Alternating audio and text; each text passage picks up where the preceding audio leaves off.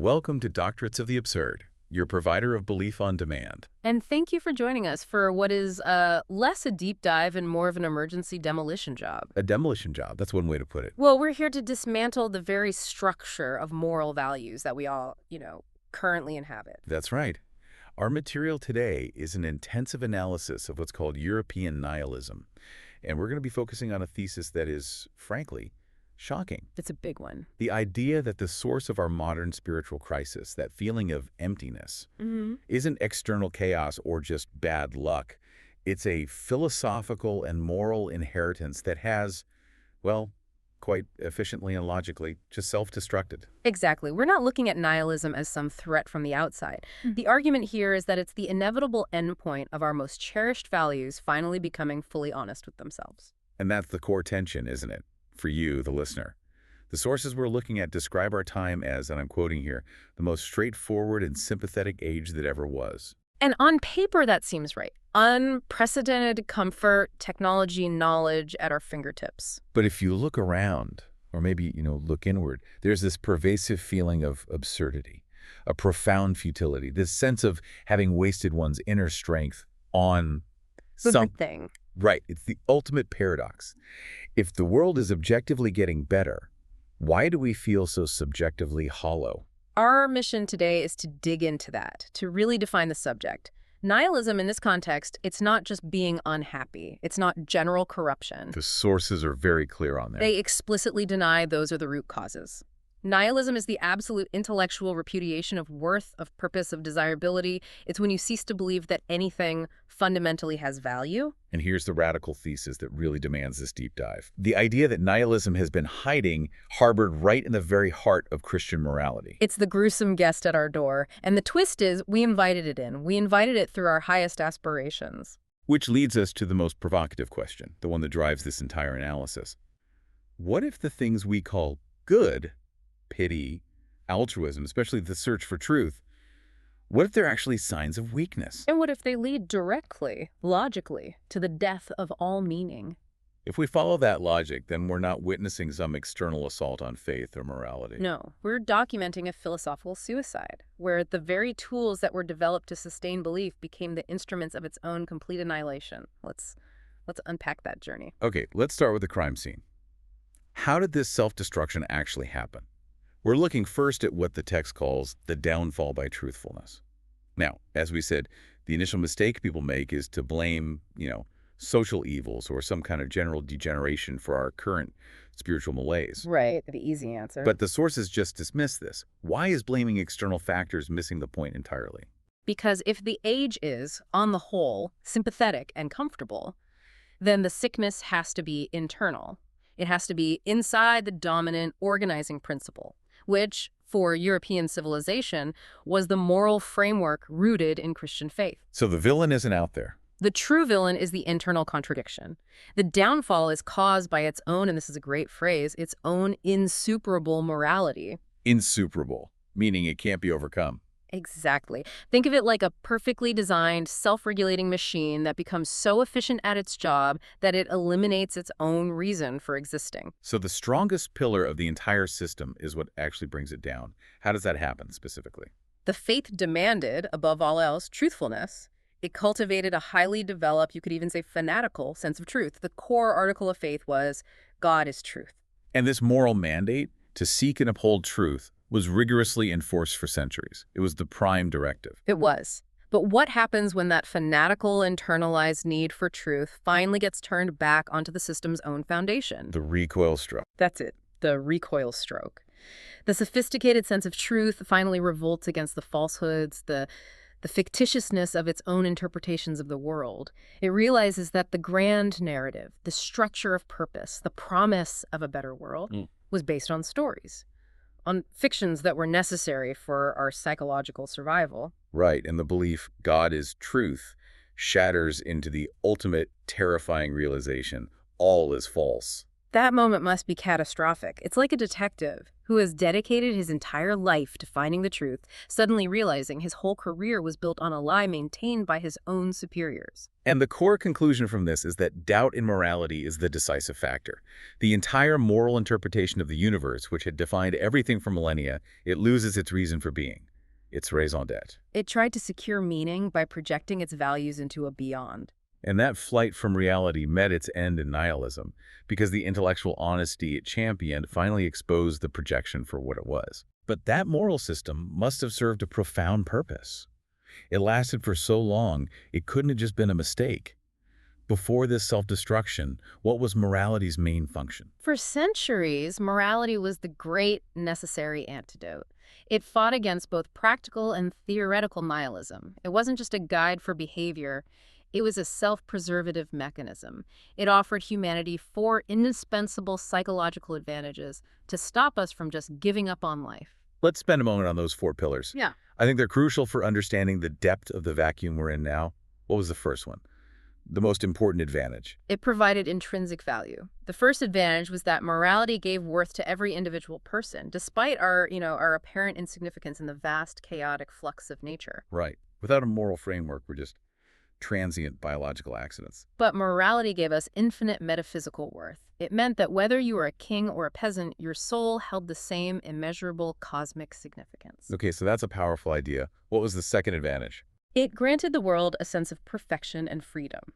This was the mechanism that made suffering bearable. How so? Sorrow and evil suddenly seemed full of meaning. They were part of a higher, just moral order. They were a test or a lesson or a necessary sacrifice. It made the hard, sharp edges of reality seem purposeful. If the world is perfectible, then the struggle has meaning. I can see that. What about the third advantage? This one is about certainty.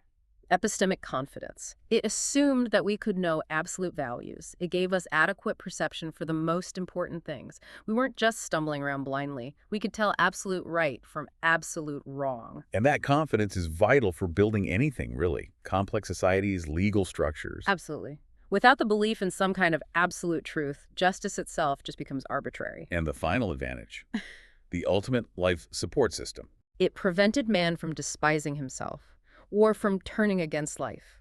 This was the most critical self-preservative measure. If you believe your suffering is meaningful, that's pillar 2, and that your existence has infinite worth, pillar 1, you are psychologically prevented from being driven to despair or self-destruction by the sheer brutality of existence. Once you use the knife of truthfulness to cut away those 4 pillars, Existence instantly appears absurd, utterly worthless. which brings us to the next point, the exposure of the lie. We see this truthfulness that morality cultivated turning like a knife on the very hand that wielded it.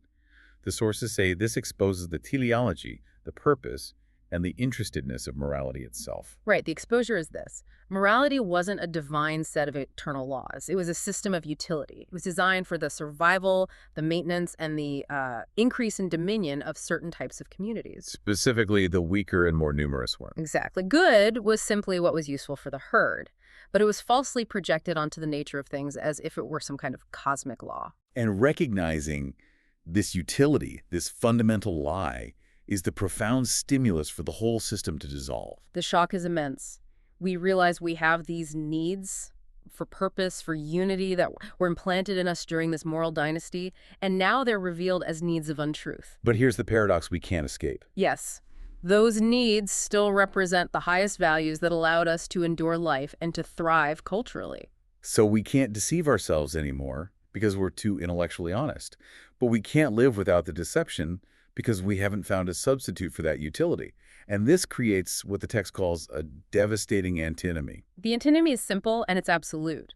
As long as we believe in morality, we are compelled to condemn existence. Because the moral system gave us ideals, purpose, unity, being. The moment we turn our gaze onto the actual world of becoming, which is chaotic, accidental, indifferent, we have to condemn it morally because it fails to meet the standards we invented. we're judging reality, and reality is failing our test. And the result of that logic is devastating. Moral valuations are revealed as condemnations, as negations of reality. We lose the main reason to live.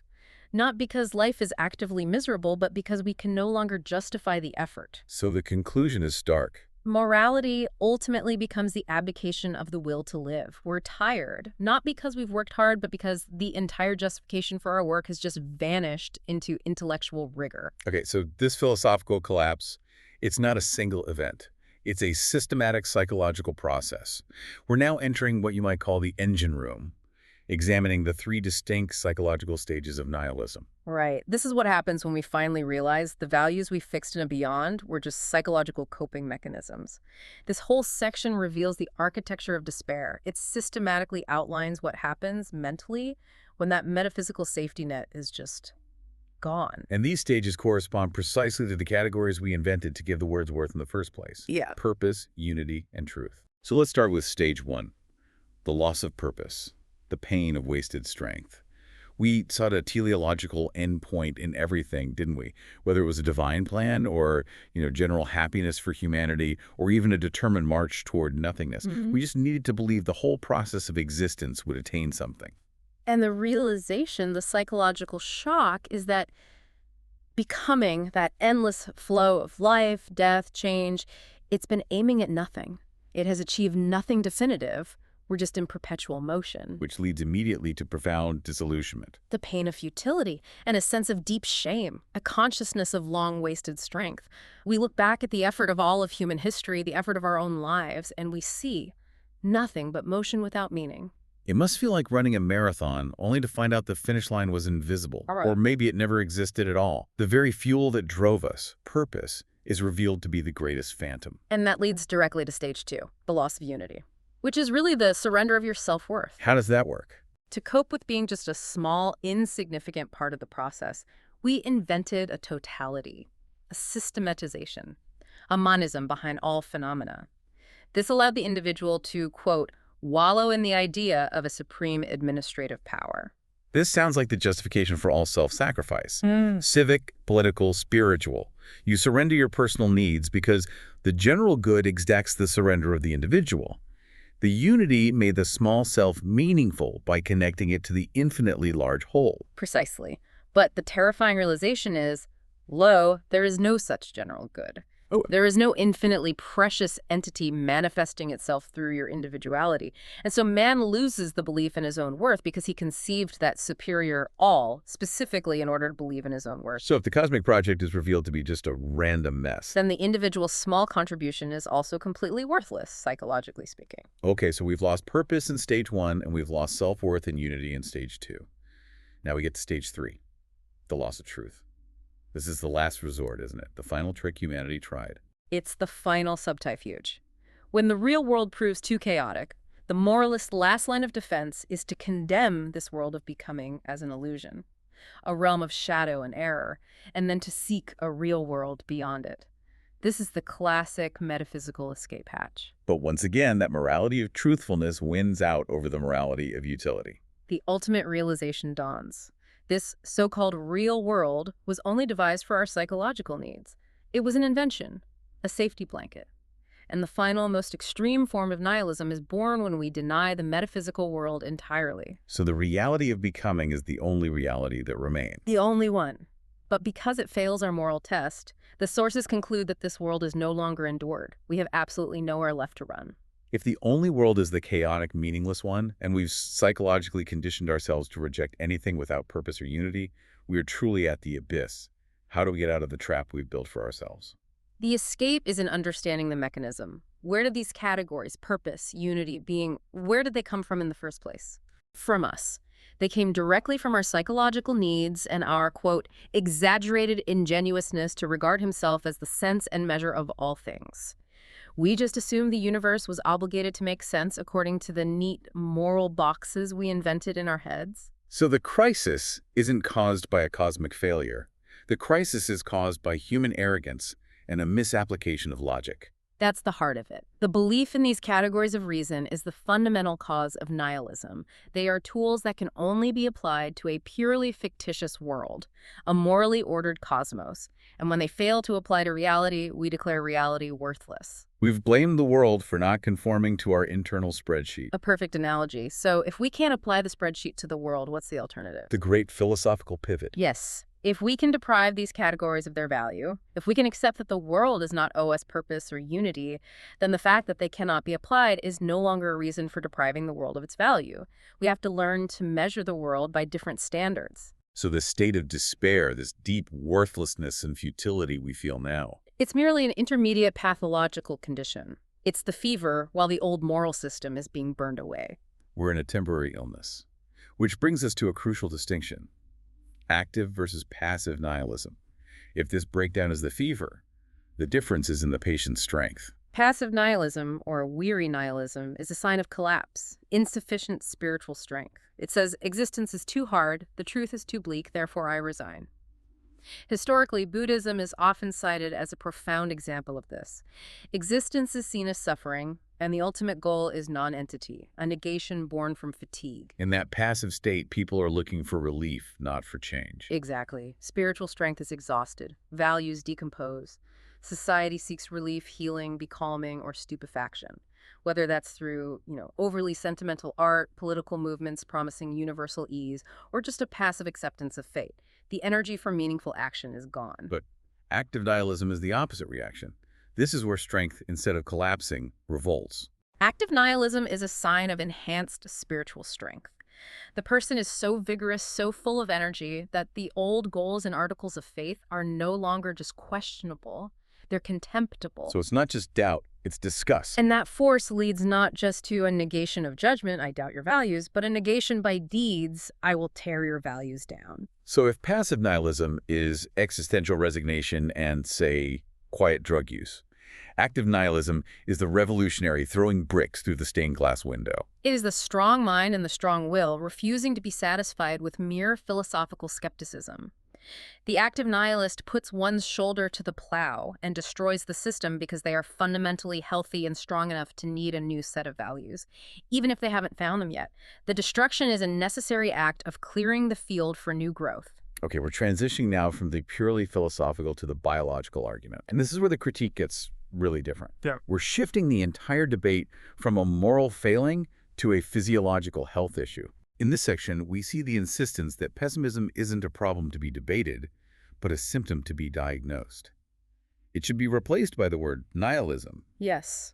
When you hear a pessimistic outlook, the intellectual standard is to ask, is that true? But this analysis asks, is the person who holds this view healthy? The question to be or not to be is itself characterized as an illness, a sign of spiritual and physiological degeneracy. So the nihilistic movement is fundamentally an expression of physiological decadence. Yes, and this framework accepts decay as a necessary biological reality, not a moral failure. Which is a huge shift. It's massive. Decline and waste are natural consequences of life and growth. A society is like an organism. It can't stay young forever. It must bring forward order and decaying matter. The text argues that the idea that we could structure a society to eliminate all vice, illness, and crime is not just impossible, it's condemning life itself, because growth inherently generates waste. So decadence is necessary. It's proper to all ages. The key is how we respond to it. Exactly, and that brings us to this fundamental misunderstanding, which is a truly revolutionary concept. This is the mic drop moment that changes how you interpret history and morality. It really is. We have historically seen the classic causes of degeneration, vice, crime, illness, corruption as the root problems. The sources here argue that they are, instead, its effects.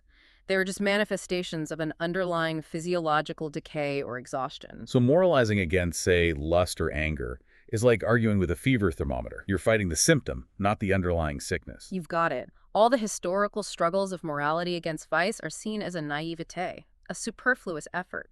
The real battle isn't against the inevitable decay, but against the spreading of contagion among the sound, healthy parts of the organism. And morality, by misidentifying the problem, often prescribes solutions that actually make things worse. Like asceticism or repressing natural instincts, which only further exhausts an already fatigued system. Let's really linger on that quote. It's extraordinary. The race is corrupted not by its vices, but by its ignorance. It is corrupted because it has not recognized exhaustion as exhaustion. Physiological misunderstandings are the cause of all evil. It's the ultimate philosophical diagnosis. If you mistake exhaustion for, say, spiritual humility, you prescribe more strenuous, self-denying moral tasks. You drive the organism into deeper sickness. If we had just recognized the symptoms as pure exhaustion, the prescription would have been rest, strengthening, fortification. Instead, we prescribed more struggle. We thought we were fighting evil when we were just fighting a biological debt. So evil in this context becomes a failure of medical observation, not a theological force. This misunderstanding is crucial to the next point, the confusion of strength and weakness, particularly when it comes to the concept of the will. The source dismisses the idea of a weak will as a simplistic fable. The will has to be defined physiologically. The weak will is characterized by the multiplicity, the disintegration of instincts. They're all pulling the person in fragmented directions. And a strong will. Strong will isn't brute force. It's the coordination of all the instincts under the government of one single, overarching, dominating instinct. And the weak person is defined by their reaction time. Yes. Weakness of character means promptly and blindly reacting to every single stimulus, often injuring themselves in the process.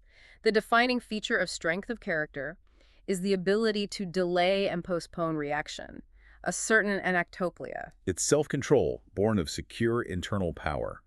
The weak person can't delay. They're pathologically afflicted with the need to do something right now, even if doing nothing would be vastly more useful or healthy. And the text asserts that throughout history, we've routinely confounded the exhausted with the most abundant, the most healthy. How could humanity make such a colossal error? Seems insane. The contrast is between the pauper in vitality, the exhausted one who, by definition, belittles, disfigures, and impoverishes life because they just don't have the strength to affirm it. And on the other side, The wealthy man, the strong one, who involuntarily gives of his superabundance and enriches life just by existing powerfully. The weak are detrimental, the strong are generous. yet the weak were so often celebrated as the moral exemplars. Why? How did that happen? Because of the symptoms of certain types of degeneracy, which can look a lot like vigor. This is the cult of the madman. The cult of the madman. Degenerate people, fanatics, epileptics, ecstatic individuals, they can exhibit this terrifying, almost divine energy. But it's largely due to a physiological disorder or an experience of intoxication that increases the feeling of power to its highest degree. And the ingenuous mind mistakes that subjective feeling of power for actual, enduring spiritual strength. Exactly. So people then actively sought to make themselves mad or ill. They sought ecstatic states, flagellation, ascetic denial, believing that this chaotic discharge led to divine favor and power. So that's how the values of the feeble, the insane, the neurasthenic humility, refusing to take revenge, weakening desires. That's how they permeated our entire moral system. These are all symptoms of physiological exhaustion, but they were misinterpreted and celebrated as the highest virtue. And that confusion is what led the whole moral system to become self-destructive. So now we apply this physiological diagnosis to our own time, to our current civilization. The symptoms of modern gloominess are, well, everywhere. The sources paint a picture of enormous internal decay, disintegration, where nothing stands on solid ground or sound faith. It's an age where the ice is thin. And the signs of this decline are not subtle. One clear manifestation is the breakup of the family and the rise of homelessness, but used metaphorically here. The rise of state nomads, administrators, officials, people who lack deep-rooted traditions and permanent ties. But the defining symptom of our age is the preponderance of the herd. The middle and lower classes over the herdsmen, the exceptional individuals who command or create. And when a herd rules, what happens to our values? You get a kind of moral hypocrisy. People distinguish themselves not through powerful and unique virtues, but through herd values. Pity, moderation, and exaggerated focus on solicitude for others. And these values, born of weakness, tyrannize over the exceptions. They do. They drive the higher types to lose their belief in themselves. This tyranny of the mean and the average is what forces the exceptional into a deeper nihilism. They have to reject the prevailing morality, even if it means being totally isolated. How does this affect our art and culture? Modern art is assessed very harshly. It's seen as unoriginal, overly gloomy, romantic, and either steeped in gushing enthusiasm over individual men or reduced to blind, fragmented work like assembling a scientific instrument. So that's the cultural manifestation of exhaustion. Right. Artists are either fleeing into emotional intoxication, that's romanticism, or they're submitting to pure, fragmented analysis, that's scientific work, to avoid confronting the void. Okay, let's move to the historical origin of this cultural schism. The contradictions of the Enlightenment, focusing on Voltaire versus Rousseau. This is the great fault line in the modern European character. 17th century, championed by figures like Voltaire, was fundamentally aristocratic. It was built on order, reason, a severity in regard to the heart, self-belief, and a deep contempt for obtuseness or sentimentality. So Voltaire saw civilization as a magnificent, difficult triumph over man, the inherent beast of prey. He did. The focus was on upholding this disciplined social invention.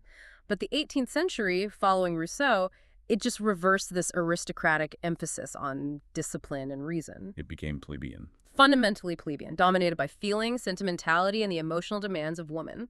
Rousseau is described in the text as a deep symptom of inflamed vanity and self-contempt. Unable to cope with society, he moralized his misery and venomously blamed the ruling classes for all human suffering. He represents the revengefulness of the sick and the weak, who always seek to externalize their failings.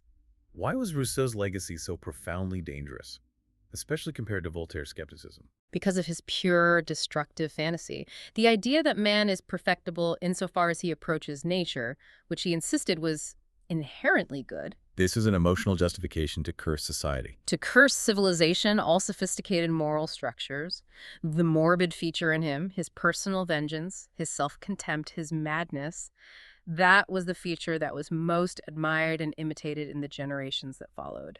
He gave the oppressed and the weak a moral justification for their instincts. And the 19th century inherited this shift, becoming more fatalistic. It became, quote, more animal, more subterranean, convinced of the dominion of desires and instinctual drives. Think of Schopenhauer's philosophy of the will. It emphasizes raw passion and instinct, but lacks any actual willing in the sense of goal-directed action. It's a fatalism. It is. It's the philosophy of the exhausted man who simply submits to what is, but seeks an intellectual justification for that submission. They're passively allowing their animal nature to rule, rather than actively commanding their passions. This resignation brings us to the next point: modern mummery and anti-instinct. The modern man, immersed in this decay, has suffered a critical loss: the loss of unfailing instinct. Instinct is defined here as that which comes from long periods of continuous activity and schooling by ancestors. It's the automatic, unconscious perfection in life and work. And the modern man, lacking this deep inheritance, is incapable of producing anything truly perfect. Because he has to stop and think about every single step. One individual just can't compensate for the thousands of years of schooling that his predecessors failed to transmit to him. And what do we pursue instead? The very opposite of instinct. We consciously strive for the most extreme consciousness, introspection, analysis, historical sense, fragmentation. We want to be aware of every input, and consequently, we are most distant from perfection in being, doing, and willing. So the practice of science today, hyper-analytical, specialized, is proof that our elementary instincts, the ones that ward off danger and encourage healthy growth, are no longer active. We are, philosophically and culturally, spending the capital of our forefathers. We're constantly analyzing the money instead of using it to build something. This loss of instinct is even visible in the intellectual class itself. The text points to the preeminence of the middleman in intellectual spheres: the journalist, the historian, the semi-theologian. It calls them a symptom of decline. The critique is sharp. These parasites of intellect are defined by their reactive talent. They are the analyst, the collector, the reader, the reporter. They react to intellectual stimuli rather than generate power or original thought. They're parasites because they live at the expense of those who possess the intellectual wealth. It's the difference between the person who creates a complex financial instrument and the person who writes a simplified summary of it for mass consumption. I see. The richness of mind, according to this argument, tends to be disinterested and prodigal. It creates liberally, it doesn't hoard. The middleman exploits this by processing and simplifying that wealth, making modern life expensive due to the host of intermediaries required to understand primary ideas. And the result is a systematic superficiality. A constant external mobility, reacting to new stimuli, juxtaposed with an inner dead heaviness and a profound enfeeblement of spontaneity. We unlearn the art of doing in favor of the mechanism of endless reaction. Okay, so we have the diagnosis: nihilism as the inevitable breakdown of morality, rooted in physiological decay, manifesting as cultural superficiality. Now we have to turn to the prescribed solution: the necessity of a new path.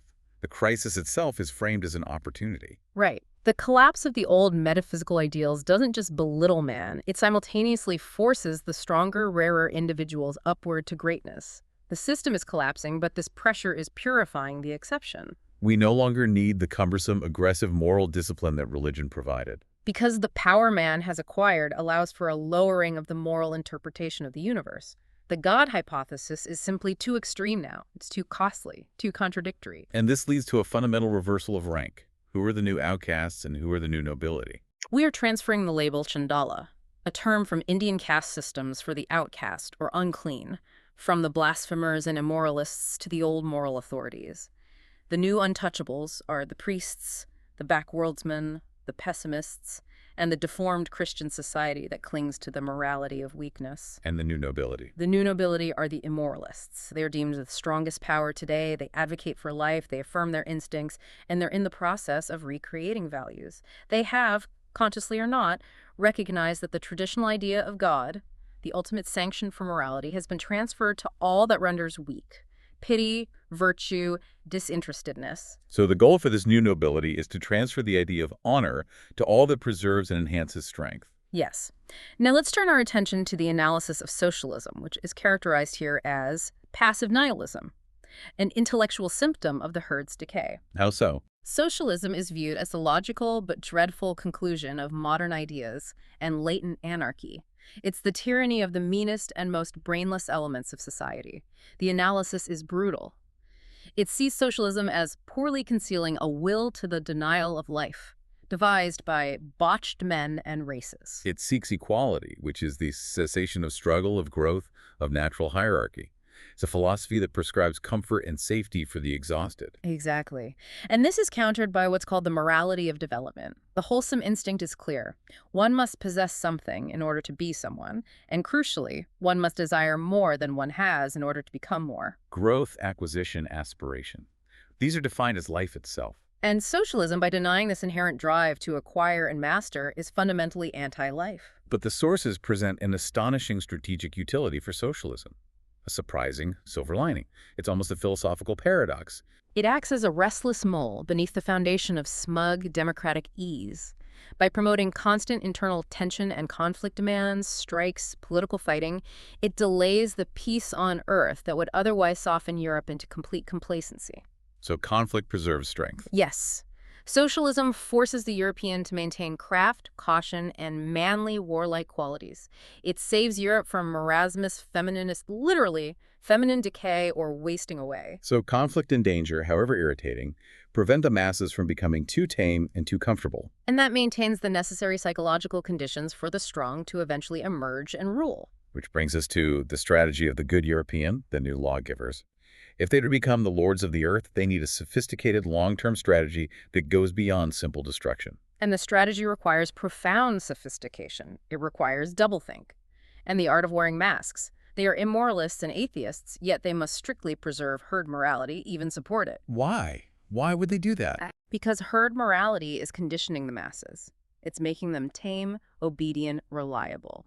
It's preparing an order of men who will eventually crave for our hands to lead them. So the goal is to leverage democratic and socialist tendencies to deliberately weaken the will and critical capacity of the masses, making them easier subjects for the new rulers. Precisely. They reserve the right to pessimism, but they use it as a hammer, a tool for destruction and sifting, not as a philosophy of resignation. The ultimate preparation involves a rigorous discipline of voluntatis, the development of the will, the art of self-control, and the cultivation of super-European thought. Which means detaching oneself from immediate surroundings and temporary faiths, avoiding feeling at home in any prevailing ideology. They are the disciplined exceptions. Okay, we've reached the final conceptual barrier, the ultimate test of the will. The collapse of the belief in a moral order inevitably leads to the belief in the utter immorality of nature and the complete absence of purpose. And this psychological necessity culminates in the most extreme, the most terrifying form of nihilism. The concept of the eternal recurrence. Eternal recurrence.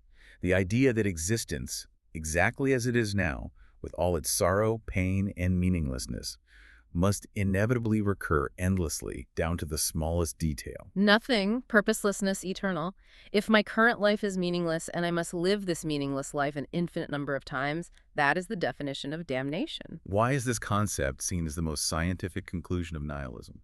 Because if existence had a final purpose, a final goal, it would have been reached by now. The fact that the process continues suggests no end is possible. So the recurring process without a goal is the only logical conclusion once you deny final purpose. It's the European form of Buddhism, but driven by the crushing energy of knowledge, not by fatigue. And this idea, once you truly grasp it, is damnation for the unhealthiest kind of person, the botched and bungled. For them, the thought is paralyzing and destructive. Since everything is meaningless and will happen again and again, their exhaustion will drive them to blind rage. They'll seek to destroy everything they touch as an act of self-extirpation.